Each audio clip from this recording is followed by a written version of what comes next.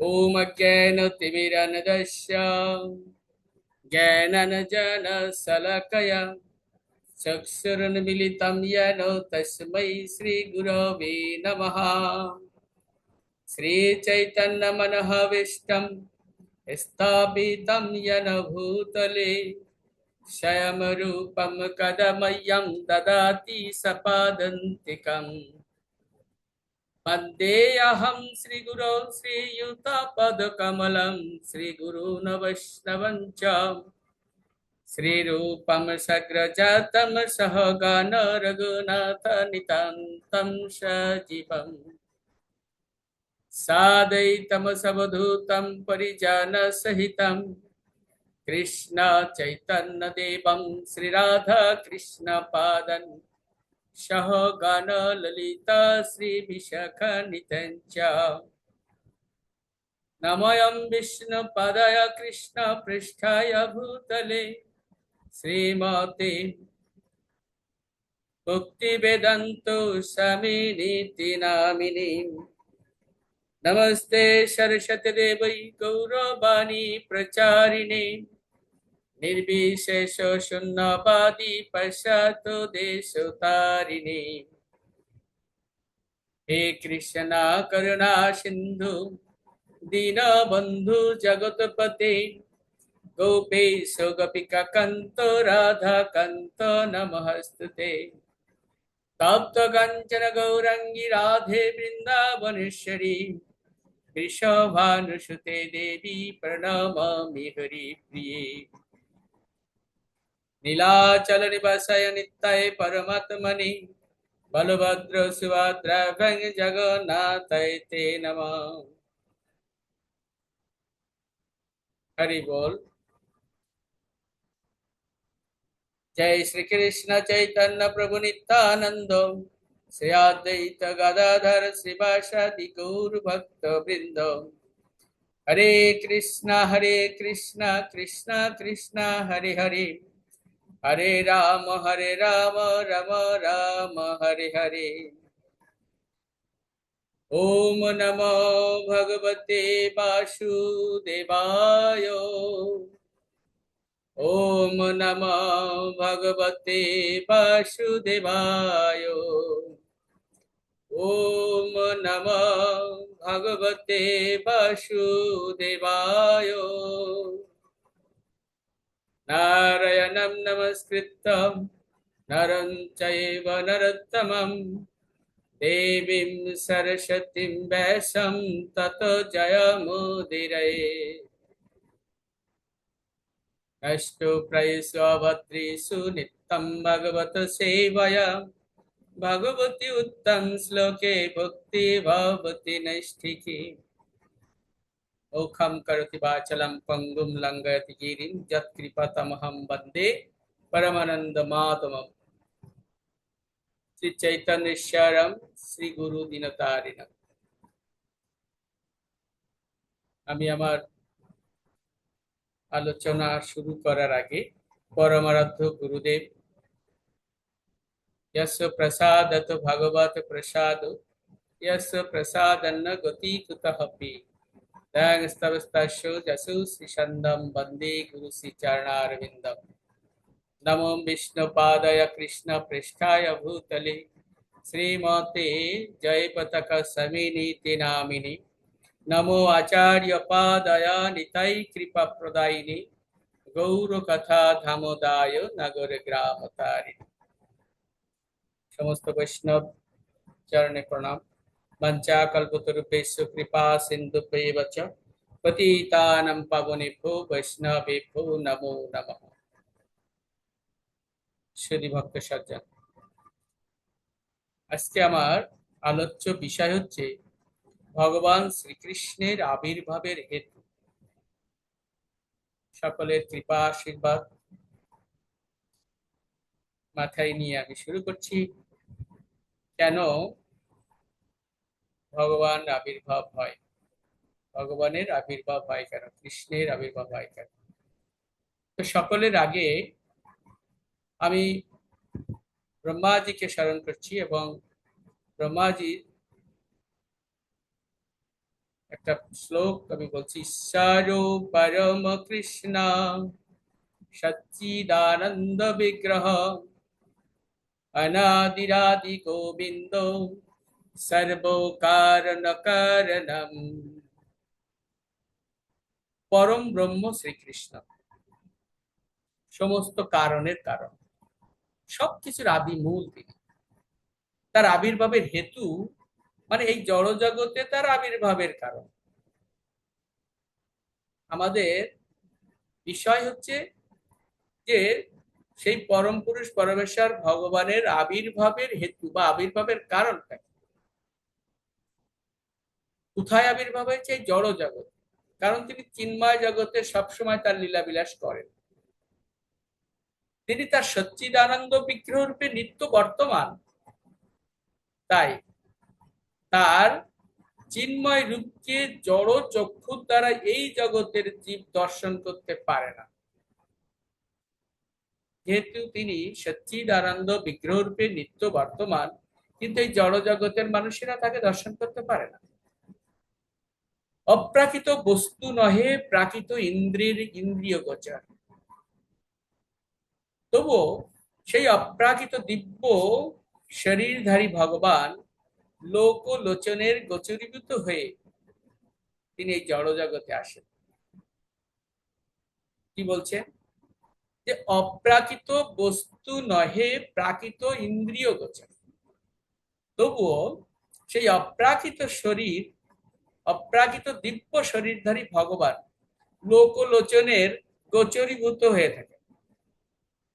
তার জন্ম কর্মের কোনো বাহ্যিক হেতু থাকতে পারে না। তার আবির্ভাবের হেতু তিনি স্বয়ং। বলছে না হি অস্য জন্মান হেতু কর্মণ বা মহিপতে আত্ম মায়ম বিদেশস্য পরস্য দ্রষ্টুম আত্মনঃ। সুখদেব গোস্বামী বলছেন, সুখদেব গোস্বামী বলছেন, হে রাজন পরীক্ষিত, অবশ্যই এই পরম পুরুষ ভগবানের জন্ম কর্মের কোনো হেতু নেই।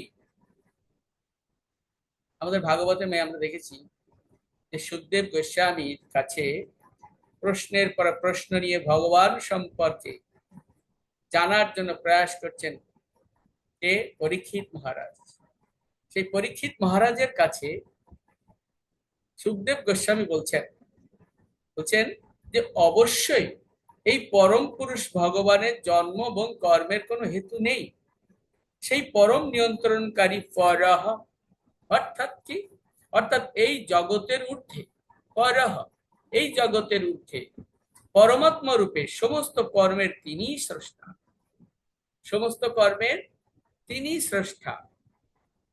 তার আত্মমায়া অর্থাৎ বদ্ধ জীবের প্রতি তার পরম করুণাই তার হেতু। কি হেতু? তার আত্মমায়া অর্থাৎ এই বদ্ধ জীবেদের প্রতি তার পরম করুণাই তার হেতু, তাছাড়া আর কিছু নয়। ভগবান কৃষ্ণ ভগবত গীতাতে তার অবতরণের কারণ বা অবতরণের হেতু সম্বন্ধে বলেছেন, আমরা সবাই জানি। সবার খুব প্রিয় শ্লোক, यदा यदा हि धर्मस्य ग्लानिर्भवति भारतः अभ्युत्थानमधर्मस्य तदात्मानं सृजाम्यहम् परित्राणाय साधूनां विनाशाय च दुष्कृतं धर्म संस्थापनार्थाय সম্ভবামি যুগে যুগে। ভগবানের এই উক্তি থেকে কি বোঝা যায়?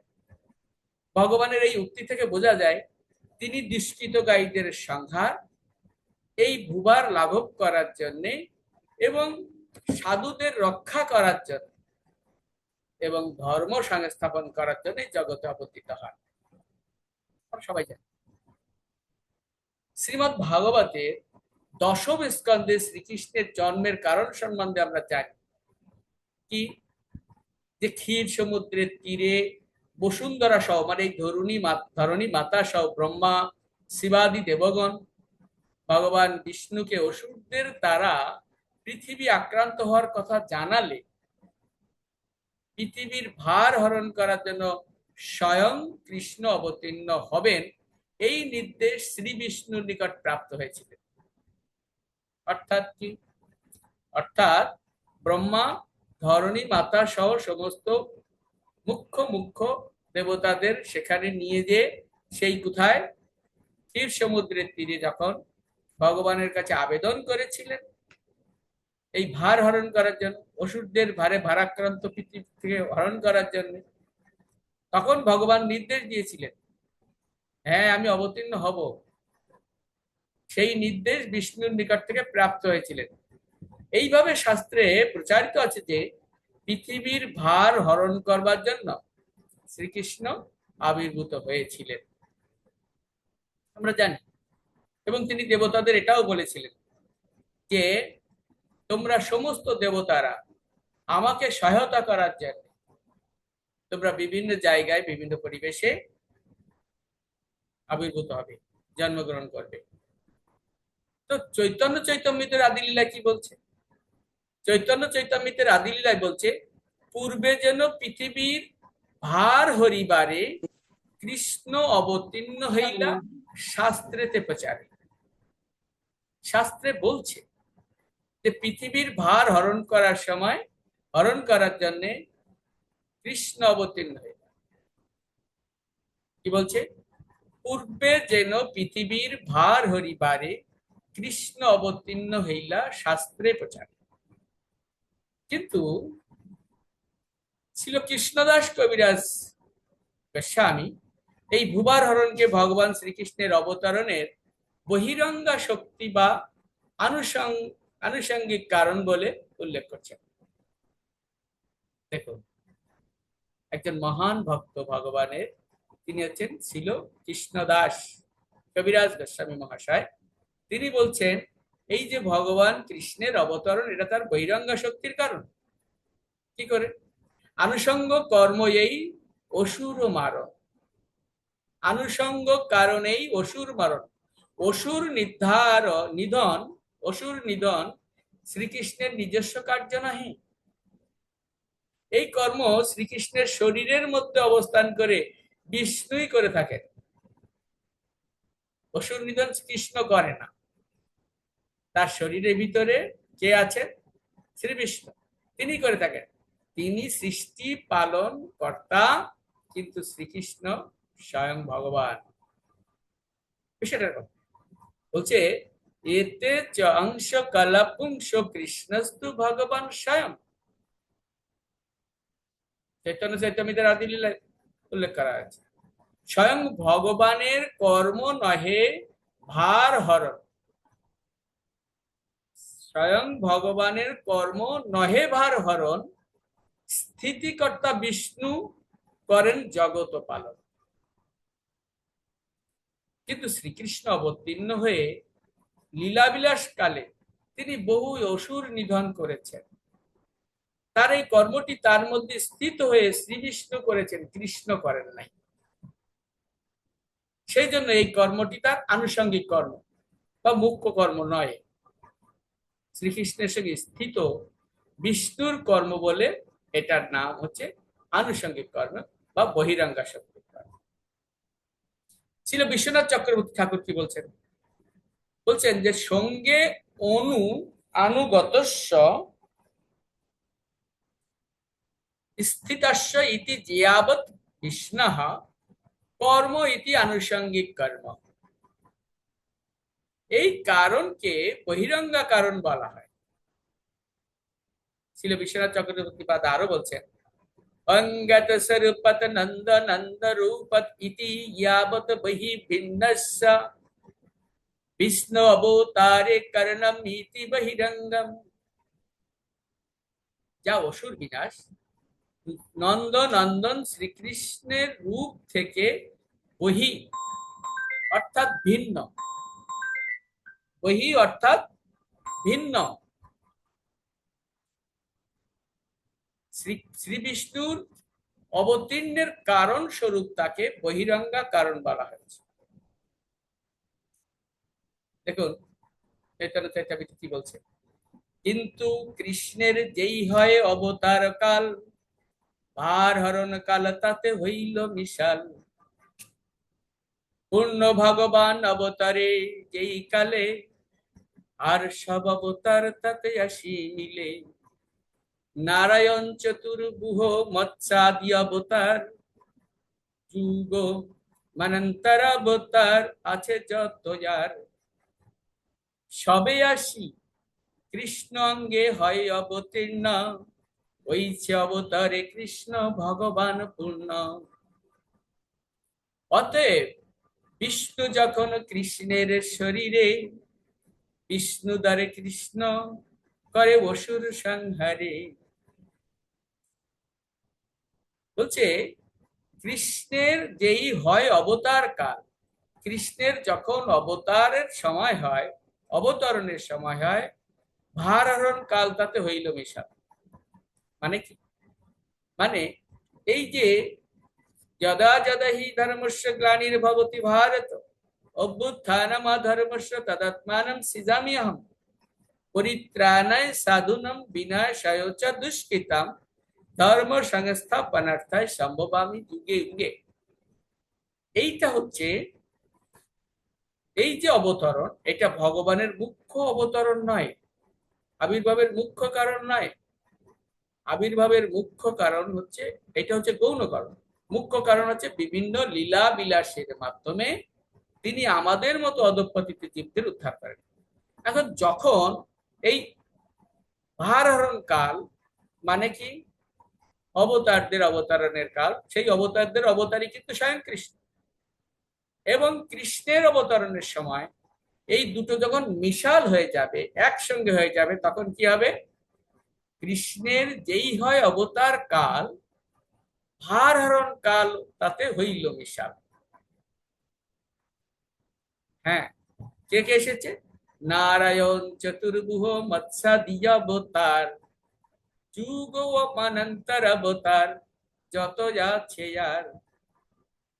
সবে আসি কৃষ্ণ অঙ্গে হয় অবতীর্ণ, হইছে অবতারে কৃষ্ণ ভগবান পূর্ণ। ভগবান যুগে যুগে অবতীর্ণ হয়ে অসুর সংহার করে পৃথিবীকে, মানে অসুর মুক্ত করেন, পৃথিবীতে ধর্ম স্থাপন করেন। সেই কাজ কাদের? যুগবতার আদি অন্যদের দ্বারা হয়। শ্রীকৃষ্ণ স্বয়ং প্রতিযোগিতা অবতীর্ণ হন না। ইউগে ইউগে, প্রতি যুগে যুগে এই ভারণ করতে যারা আসেন, যারা পাপীদের নিধন করতে আসেন, সাধুদের পরিত্রাণ করতে আসেন, তারা যুগে যুগে আসেন। মজার বিষয় হচ্ছে কৃষ্ণ কিন্তু প্রতি যুগে যুগে আসেন না। তিনি কখন আসেন? তিনি প্রতিকল্পে একবার অবতীর্ণ হন। চৈতন্য চৈতন্য কি বলছে? ব্রহ্মার একদিনে দেহ একবার, অবতীর্ণ হইয়া করেন প্রকট বিহার। ব্রহ্মার একদিনে তিহ একবার, অবতীর্ণ হইয়া করেন প্রকট বিহার। ভগবান কৃষ্ণ ব্রহ্মার একদিনে, অর্থাৎ এক কল্পে একবার অবতীর্ণ হন।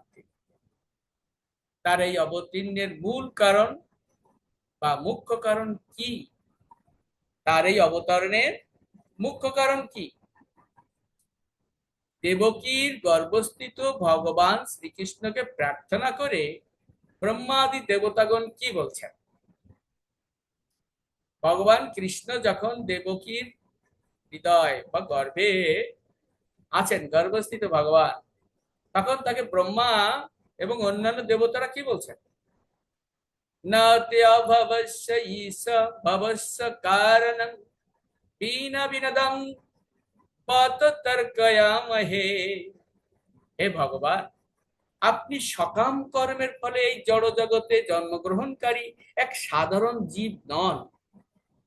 তাই এই জড় জগতে আপনার আবির্ভাব বা জন্ম আপনার লাদিনী শক্তির দ্বারা সম্পাদিত লীলা বিলাস ছাড়া আর কিছু নয়। আপনারা খেয়াল করবেন, আমি কতগুলো আবির্ভাবের কতগুলো হেতু বলছি, সেগুলো খেয়াল করতে হবে। বলছে যে জড় জগতে জন্মগ্রহণকারী একজন সাধারণ জীব নন আপনি। তাই জড় জগতে আপনার আবির্ভাব আর জন্ম কিভাবে হয়েছে? আপনার লাদিনী শক্তির দ্বারা সম্পাদিত লীলা বিলাস ছাড়া এটা অন্য কিছু না। কে বলছেন? ব্রহ্মা এবং দেবতারা। কিন্তু ছিল বিশ্বনাথ চক্রবর্তী বা তার টিকায় কি বলছেন? ব্রহ্মাদি দেবগণ তারপরে প্রার্থনায় বলছেন, আমরা সমস্ত দেবগণ ক্ষীর সমুদ্র গিয়া তীরে গিয়া অসুর দ্বারা উৎপীড়িত পৃথিবীর ভার লাঘব করার জন্য প্রার্থনা করেছিলাম, যেটা আগে একবার আমি বলেছি। অসুর দ্বারা উৎপীড়িত পৃথিবীর ভার লাঘব করার জন্য প্রার্থনা করেছিলাম যখন, কিন্তু আমরা যদি মনে করি, দেখুন বিনয় কাকে বলে, বলছেন যে আমরা আপনার কাছে প্রার্থনা করেছিলাম এই ওষুধের দ্বারা ভারাক্রান্ত এই ভারগুলো লাঘব করার জন্য। তার অর্থ কিন্তু এই না যে আমরা যদি মনে করি আমাদের প্রার্থনা শুনে আপনি অবতীর্ণ হয়েছেন, তবে তা আমাদের অভিমান সূচক হবে। আমরা যদি মনে করি যে আমরা আহ্বান জানিয়েছিলাম বিধায় আপনি এসেছেন, তাহলে এটা সঠিক হবে না, এটা অভিমান সূচক কথা হবে। আসলে আপনি স্বেচ্ছায় লীলা বিলাস করতে এসেছেন, আপনি স্বেচ্ছায় লীলা বিলাস করতে এসেছেন। যখন হস্তিনাপুর ত্যাগ করে ভগবান শ্রীকৃষ্ণ দ্বারকায় ফিরে যাবেন, ঠিক সেই সময় কুন্তী দেবী শ্রীকৃষ্ণকে প্রার্থনা করে বলেছিলেন, তথা পরমহংসানাম মুনিনাম অমলাত্মনঃ। আমরা ভাগবতে পেয়েছি, ভক্তি যোগ বিধানার্থম কথম পশ্যমি হি স্ত্রিয়ঃ তথা পরমহংসানাম মুনিনাম অমলাত্মনম ভক্তি যোগ বিধানার্থম কথম পশ্যমি স্ত্রিয়ঃ। পরমার্থের পথে উন্নত পরমহংসের মুনিদের, তার মানে কি দার্শনিক এবং মনোধর্মী, এবং জড় এবং চেতনের পার্থক্য নিরূপণ করার মাধ্যমে যাদের অন্তর নির্মল হয়েছে। কাদের কাদের কথা বললেন? পরমহংসদের, মুনিদের, এবং জড় চেতনের পার্থক্য নিরূপণ করার মাধ্যমে যাদের অন্তর নির্মল হয়েছে, তাদের অন্তরে অপ্রাকৃত ভক্তি যোগ বিজ্ঞান বিকাশ করার জন্য তুমি স্বয়ং অবতরণ করো। কে বলছেন? দেব। আসলে আমার মতো স্ত্রী লোকেরা কিভাবে তোমাকে সম্যক রূপে জানতে পারবে? আমার মতো স্ত্রী লোকেরা কিভাবে তোমাকে জানতে পারবে? এইভাবে কুন্তী দেবী এখানে ভগবানের অবতারণের কারণ ভক্তি যোগ বিধানার্থ, অপ্রাকৃত ভক্তিযোগ বিকশিত করার জন্য এই বলে বর্ণনা করেছে। আর কি বলেছে? বলছে অনুগ্রায় ভক্তানাম মনু সন্দেহমাশ্রিত ভজৌতি তাদৃশী ক্রিয়া যা শ্রুতঃ তৎপর ভাবে। ভক্তদের প্রতি অনুগ্রহ করে ভগবান এই ভূমণ্ডলে তার লীলা বিস্তার করেছেন, যা মনুষ্য দেহধারী প্রাণী মাত্রে শ্রবণ করে ভগবত সেবা পরায়ণ হবেন। দেখুন, যেটা পদ্মপুরাণ, পদ্মপুরাণে কি বলছেন? যে মদ ভক্তানাম বিধানার্থাম করমি বিবিধা ক্রিয়া।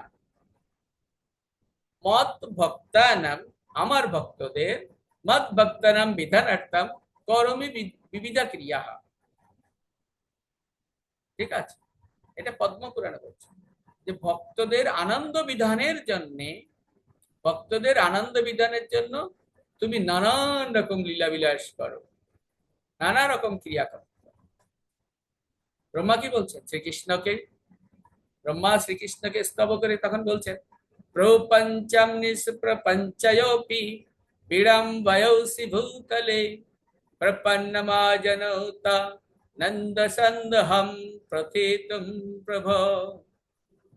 হে প্রভু, আপনি প্রপঞ্চিত এবং সচ্চিদ আনন্দ হওয়া সত্ত্বেও শরণাগত জনের আনন্দ বর্ধন করার জন্য এই প্রপঞ্চে অবতীর্ণ হয়ে প্রাপঞ্চিক ব্যবহার অনুকরণ করে লীলাবিলাস করেন। এখানে ব্রহ্মদেব ভগবানের অবতারণের কারণ ভগবান ভক্তগণকে আনন্দ প্রদান করার জন্য বলেছেন। আনন্দ প্রদান করা, এটাই বলছেন। তো দেখুন, কংসের নির্দেশে যখন শ্রীকৃষ্ণকে ব্রজ থেকে মথুরায় নিয়ে যাওয়া জন্য অক্রূর এসেছিলেন, মনে আছে আপনাদের সবার? যখন কংসের নির্দেশে শ্রীকৃষ্ণকে ব্রজ থেকে মথুরায় নিয়ে যাওয়ার জন্য অক্রূর গিয়েছিলেন, তখন শ্রীকৃষ্ণ সম্বন্ধে চিন্তা করে ভাবছিলেন, তিনি কে? অক্রূর। কি ভাবছিলেন? সাপ্রন্তঞ্চ জগত স্বামী কার্যমতমোরিদি স্থিতম কর্তুম মনুষ্যতম প্রাপ্তঃ স্বেচ্ছা দেহোদ্রিকব্যয় দেহোদ্রিকব্যয়। তার আত্মহৃদি স্থিত কার্য করার জন্য, অর্থাৎ তার স্বরূপভূত বাসনা অনুযায়ী কার্য করার জন্য তিনি সম্প্রতি স্বেচ্ছায় নরলীলা প্রকট করেছেন। শ্রীমদ্ ভাগবতে কুন্তী দেবী তার প্রার্থনা কিন্তু বলছেন, জন্ম কর্ম চ বিশ্বৎমন অজস্র অকর্তুরাত্মনঃ তির্যগ্নিরেষু যাদসু তদতি তদত্যন্ত বিড়ম্বনন। আমরা কুন্তী দেবীর এই প্রার্থনাগুলো শুনেছি, হ্যাঁ, অত্যন্ত হৃদয়গ্রাহী এবং শিক্ষামূলক। কি বলছেন? হে বিশ্বাত্মা, তুমি প্রাকৃত কর্ম রহিত হওয়া সত্ত্বেও কর্ম করো। তুমি প্রাকৃত জন্ম রহিত এবং সকলের পরমাত্মা হওয়া সত্ত্বেও জন্মগ্রহণ করো। তুমি পশু, মানুষ, ঋষি এবং জলচর কুলে অবতরণ করো। স্পষ্টতই এই সমস্ত অত্যন্ত বিমোহিতকর। তোমার কর্ম নেই, কর্মরহিত, তবু তুমি কর্ম করছো। তুমি জন্মরহিত, তবু সকলের পরমাত্মা হওয়া জন্মরহিত এবং সকলের পরমাত্মা হওয়া সত্ত্বেও জন্মগ্রহণ করেছে, করো। এই কথা বলে কুন্তী কি বলছেন? এই কথাগুলো কুন্তী দেবী বলছেন এবং 4টি শ্লোক দেখুন। কুন্তী দেবী পরবর্তীতে 4টি শ্লোক বলেছিলেন। শ্রীকৃষ্ণের অবতীর্ণ হওয়ার বিভিন্ন কারণ প্রদর্শন করে এই শ্লোকগুলো আমরা ভাগবতমে পেয়েছি। প্রথম স্কন্ধে 8ম অধ্যায়ের 32 থেকে 35 শ্লোক। কি লেখা আছে সেখানে? বলা হচ্ছে যে চৈসিদাহু অজম জাতম পূর্ণ শ্লোকস্য কীর্তয়ে यादो प्रिय सर्णवाये मंग মালয়স্যৈব চন্দনম। কেউ কেউ বলেন যে পুণ্যবান রাজাদের মহিমান্বিত করার জন্য তুমি অজ জন্মগ্রহণ করেছো। কেউ কেউ বলেন তোমার অন্যতম প্রিয় ভক্ত যদু, তার আনন্দ বিধানের জন্য তুমি জন্মরিত হওয়া সত্ত্বেও যদু বংশে জন্মগ্রহণ করেছো। মলয় পর্বতের যশ বৃদ্ধি করার জন্য যেমন সেখানে চন্দন বৃক্ষের জন্ম হয়, তেমনি তুমি মহারাজ যদুর বংশে জন্মগ্রহণ করেছো, তার বংশকে মহিমান্বিত করার জন্য। এরপর কি বলছে? অপরে বসুদেবস্য দেবকং ইয়াজিত ভগত অজস্তমস্য খেমায় বদয় সহস্রদিশাম। মানে কি? কেউ কেউ বলেন বসুদেব এবং দেবকী তোমার কাছে প্রার্থনা করেছিল, তাই তুমি তাদের পুত্র রূপে জন্মগ্রহণ করেছ। নিঃসন্দেহে তুমি প্রাকৃত জন্মরহিত, তথাপি তুমি তাদের মঙ্গল সাধনের জন্য এবং দেব বিদ্বেষে অসুরদের সংহার করার জন্য জন্মগ্রহণ করেছ। নো ডাউট, এ বিষয়ে কোনো সন্দেহ নেই। তারপর কি বলছেন? পার্বতারণায়ন্মে ভুবনাব ইব দদৌ সেদন্ত পরিবারেণ জাত হি আত্মভুবর্থিতঃ। অন্যরা কি বলেন? সমুদ্র মন্থনের সময় সমুদ্রের মধ্যে অন্যরা কি বলেন যে সমুদ্রের মধ্যে নৌকার মতো পৃথিবী অতি ভারাক্রান্ত হয়ে দারুণ ভাবে যখন পীড়িত হয়েছিল, তখন তুমি তোমার পুত্র ব্রহ্মা তার প্রার্থনা শুনে তার প্রার্থনায় আর তোমাকে এই ভার মুক্ত হওয়ার প্রার্থনা জানায়, আর তুমি তাই সেই ভার হরণ করার জন্য অবতীর্ণ হয়েছে। তারপর কি বলছেন? ভাবে বস্মিন ক্লিশ্যমানানাম অবিদ্যা কাম কর্মভি শ্রবণ স্মরণ অর্হানি করিষ্যনীতি কেচন। অর্থাৎ আবার অন্য আরো অনেকে বলেন যে অবিদ্যা জনিত কাম এবং কর্মের বন্ধনে আবদ্ধ জড়জাগতিক দুঃখ দুর্দশাগ্রস্ত বদ্ধজীবেরা যাতে ভক্তি যোগের সুযোগ নিয়ে জড়জগতের বন্ধন থেকে মুক্ত হতে পারে, সেই উদ্দেশ্যেই শ্রবণ, স্মরণ এবং অর্চনাদি ভক্তিযোগের পন্থা সমূহ পুনঃপ্রবর্তনের জন্য তুমি অবতরণ করেছিলে। পরিশেষে ভগবান শ্রীকৃষ্ণের ইহলোকে অবতীর্ণের মূল কারণ ছিল কৃষ্ণদাস কবিরাজ গোস্বামী বর্ণনা করেছেন। কৃষ্ণদাস কবিরাজ গোস্বামী বলছেন, যে লাগি অবতার কহি সেই মূল কারণ। কি জন্য যে ভগবান অবতারণ করেছেন মূল কারণটা আমি এখন ফাঁস করে দিচ্ছি। কি বলছেন? তার অবতীর্ণের কিন্তু দুইটি মূল কারণ ছিল। কি রস? কি কারণ? প্রেম রস নির্যাস করিতে আস্বাদন, রাগ মার্গে ভক্তি লোকে করিতে প্রচারণ।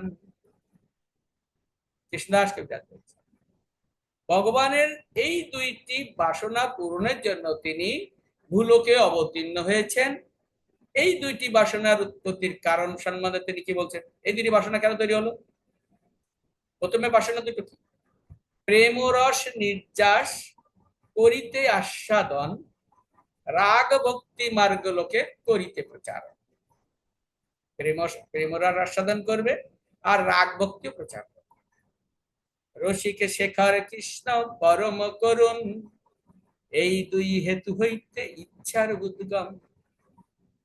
পরম রসিক শেখর কৃষ্ণের এই দুইটা হেতু হইতে তার ইচ্ছার উদ্গম হয়েছে।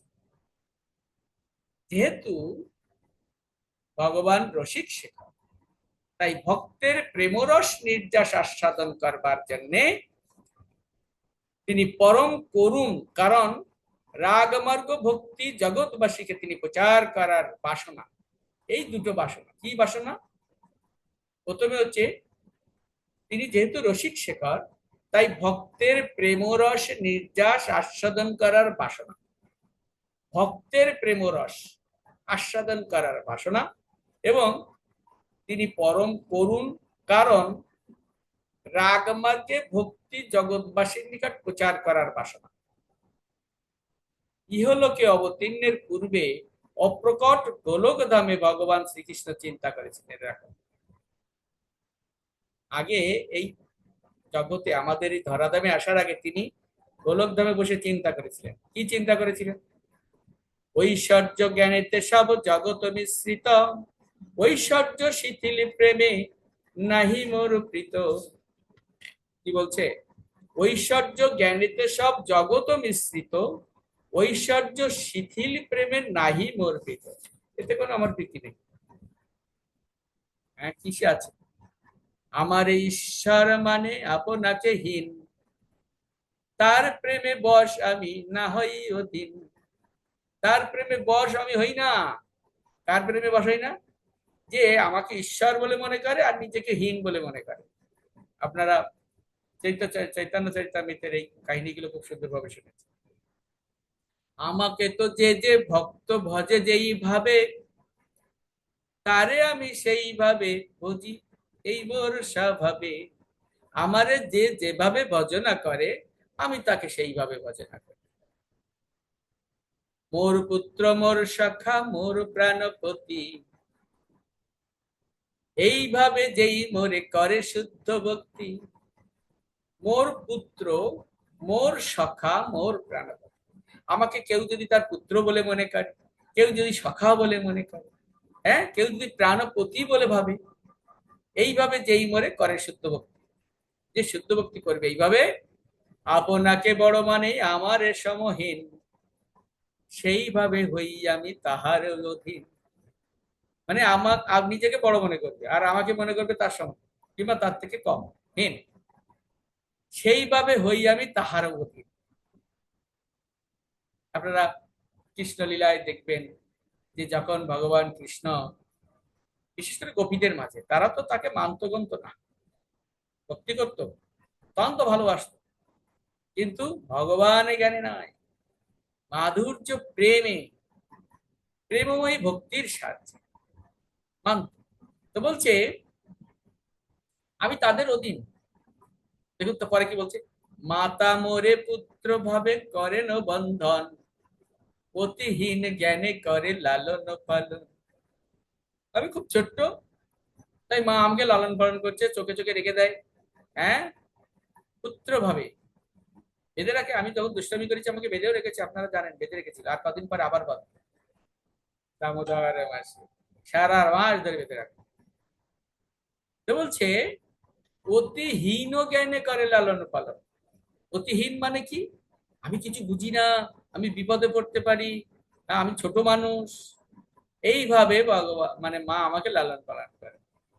সখা শুদ্ধ সখ্যে করে স্কন্দে আরোহণ, তুমি কোন বড় লোক, তুমি আমি সাম। আমার সখারা কি করেছে, এই খেলা করতে যদি হেরে যেতাম না, তারা বলতো কি, তারা হারু পাট্টি, তারা যারা জিতে গেছে তাদেরকে কাঁধে নেবে, আমি হেরে যেতাম।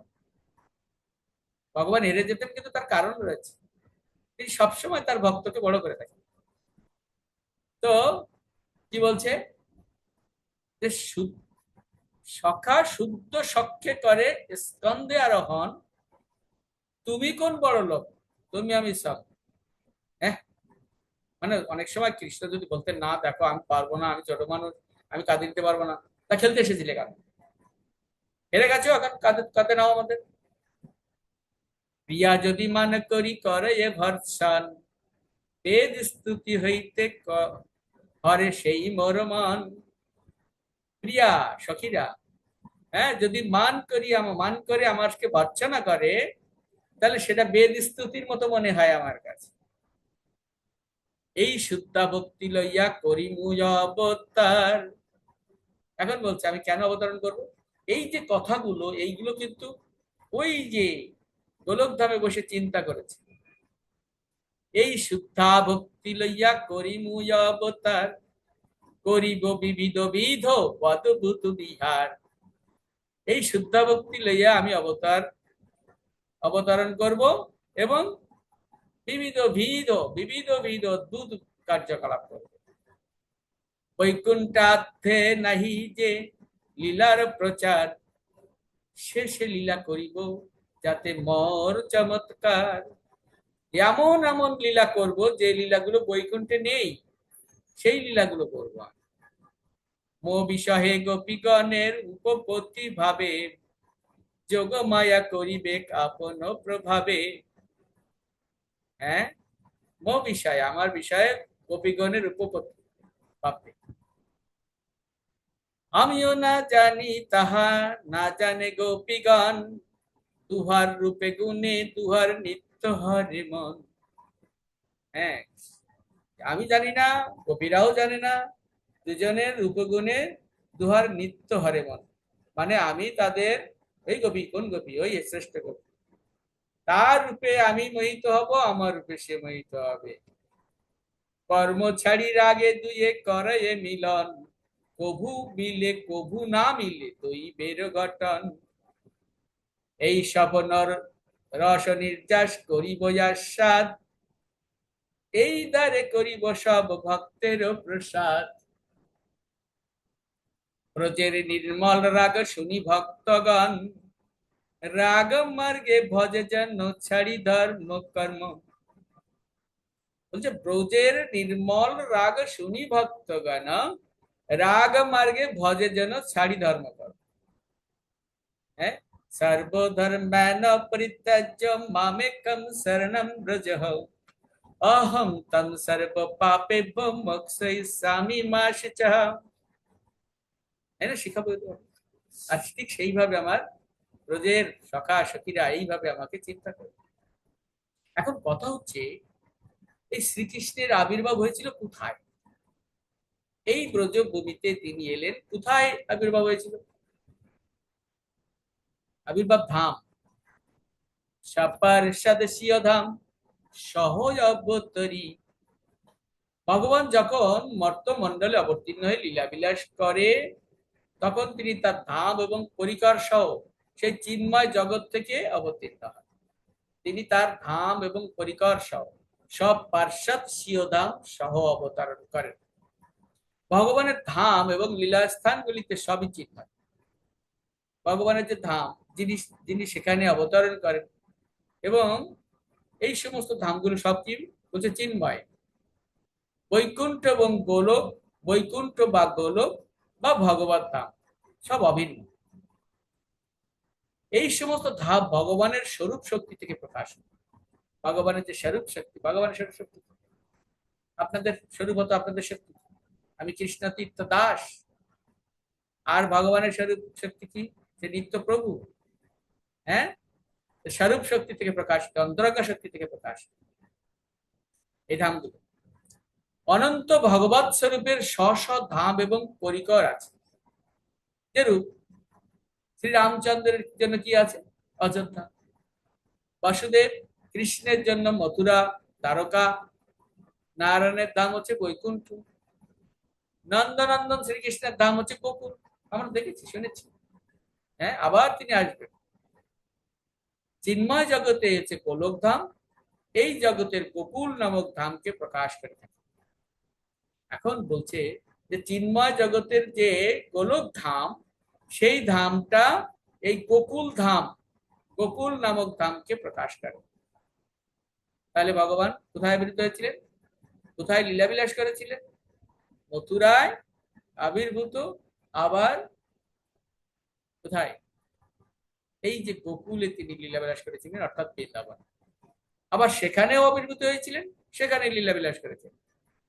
একসময় এই সমগ্র পৃথিবীর রাজা ছিলেন কে? এক সময় দেখুন, বিষয়টা দেখুন, এক সময় সমগ্র পৃথিবীর রাজা ছিলেন ব্রহ্মার পৌত্র, অর্থাৎ স্বয়ম্ভুব মনুর জ্যেষ্ঠ পুত্র প্রিয়ব্রত। ঠিক না? তো তিনি, হিসাবটা খেয়াল করুন, এই প্রিয়ব্রত ছিলেন স্বয়ম্ভুব মনুর ছেলে, ব্রহ্মার পৌত্র। তিনি এক সময় এই সমগ্র পৃথিবীর রাজা ছিলেন। তো তিনি যে রথ চালাতেন, সেই রথের চাকা কয়টা? এক চক্র বিশিষ্ট রথে আরোহণ করে তিনি পৃথিবীকে সপ্তবার প্রদক্ষিণ করেছিলেন। হ্যাঁ, সেই রথচক্রের চিহ্নে 7টি সমুদ্রের সৃষ্টি হয়, যথা লবণ, ইক্ষুরস, সুরা, ঘৃত, দধি, ক্ষীর এবং জলের সমুদ্র। এবং 7টি দ্বীপেরও সৃষ্টি হয়, যথা জম্বু, প্লার্ক, সালমলিক, কুশ, ক্রৌঞ্চ, শাক এবং পুষ্কর। 7টি দ্বীপ এবং 7টি কি? 7টি হ্রদ তৈরি হয়েছে, মানে কি? সমুদ্র। এই সপ্তদ্বীপ মধ্যে সব থেকে ছোট ছিল জম্বুদ্বীপ। এই 7টা দ্বীপের মধ্যে সব থেকে ছোট ছিল জম্বুদ্বীপ। মহারাজ প্রিয়ব্রত তার পুত্রদের মধ্যে প্রধান আগ্নিদ্রকে প্রদান করেন এই জম্বুদ্বীপটা। প্রিয়ব্রতকে দান করেন এই জম্বুদ্বীপ। হ্যাঁ, এবং তিনি রাজা হন, এই জম্বুদ্বীপের রাজা। রাজা আগ্নিদ্র এই জম্বুদ্বীপকে নবখণ্ডে বিভক্ত করেছিলেন। কেন? তার 9টা সন্তানকে দিয়েছিলেন। এই জম্বুদ্বীপকে 9 খণ্ডে বিভক্ত করেন। তার মধ্যে অন্যতম কোন খণ্ড? ভারতখণ্ড। আমি কেন হিসাব রাখতে বলছি? এই জন্য, তার অন্যতম ছিল ভারতখণ্ড। এই ভূমি পূর্বে অজানববর্ষ নামে পরিচিত ছিল। অজানববর্ষ। পরবর্তী সময় আগ্নিদ্রের প্রপৌত্র ভরত মহারাজের নামানুসারে এই ভূখণ্ড বা ভারতখণ্ড বা ভারতবর্ষ রূপে পরিচিত হয়। তাহলে একটু পরিচয় দিতে হবে। আগ্নিদ্রের প্রপৌত্র ভরত কি করে হলো? আগ্নিদ্রের পুত্র নাম নাভি, নাভির পুত্র ঋষভদেব, আর ঋষভদেবের পুত্র ভরত মহারাজ। এই ভারতবর্ষকে কি বলা হতো? ব্রহ্মাবর্ত বলা হয়। অর্থাৎ ভগবান এই পৃথিবীতে জম্বুদ্বীপের ভারতবর্ষের উত্তর প্রদেশের মথুরা নগরে কংসের কারাগারে চতুর্ভুজ নারায়ণ বা বাসুদেব শ্রীকৃষ্ণ রূপে এবং মথুরার নিকটবর্তী 84 ক্রোশ ব্রজমণ্ডলের অন্তর্গত গোকুলের নন্দালয়ে পূর্ণতম স্বয়ং শ্রী বিভূষধারী নন্দের নন্দন শ্রীকৃষ্ণ রূপে একই সময় আবির্ভূত হয়েছিলেন। এটাই হচ্ছে ভগবানের আবির্ভাব স্থান, এবং আগে বলা হয়েছে তার কারণ। হরে কৃষ্ণ কৃষ্ণ কৃষ্ণ হরে হরে, হরে রাম রাম রাম রাম হরে হরে।